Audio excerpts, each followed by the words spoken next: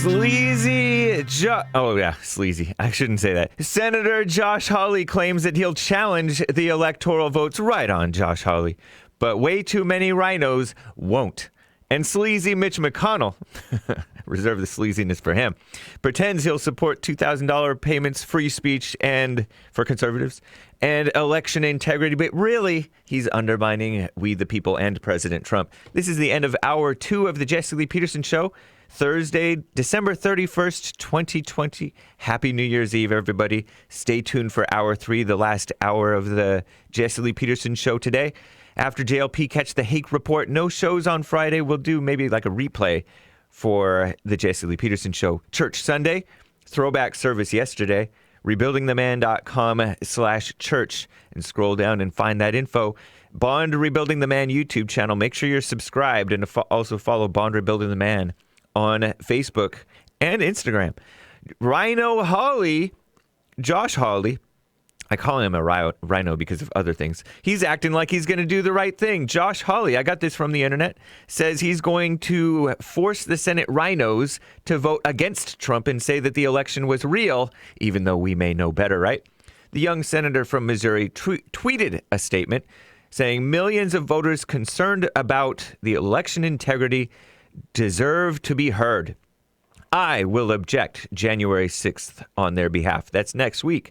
Whatever, right? I trust that guy as far as I can throw him. But Politico reports that Senator Josh Hawley on Wednesday pledged to challenge so-called President-elect Joe Biden's victory in Pennsylvania and possibly other states January 6th, when Congress is set to so-called certify the results of the 2020 election.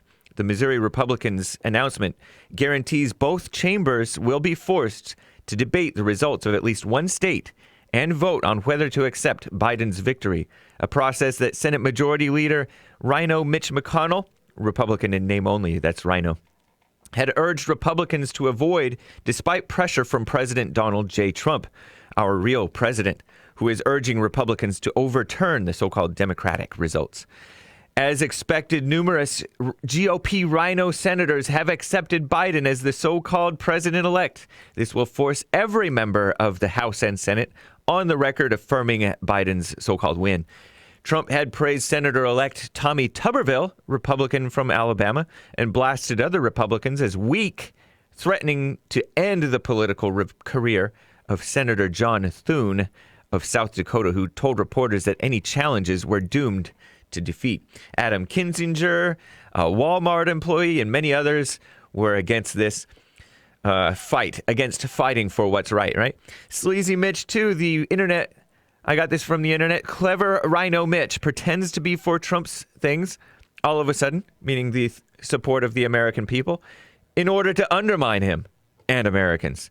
CNN reports Senate Majority Leader Mitch McConnell of Kentucky, he introduced legislation late Tuesday, to combine two additional demands from President Donald Trump to an expansion of direct stimulus payments that expanded from $600 to $2,000, right?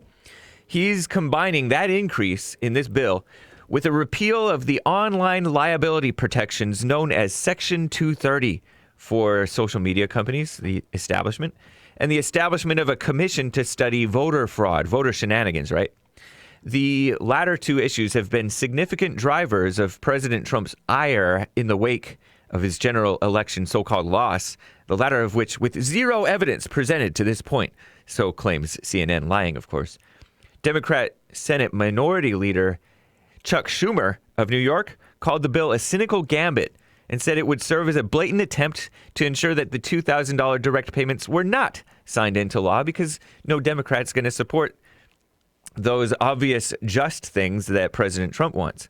If we start adding poison pills to the $2,000 payment bill, that is just another way of telling the American people that this body doesn't support $2,000 payments, said Senator Chris Murphy, a Connecticut Democrat.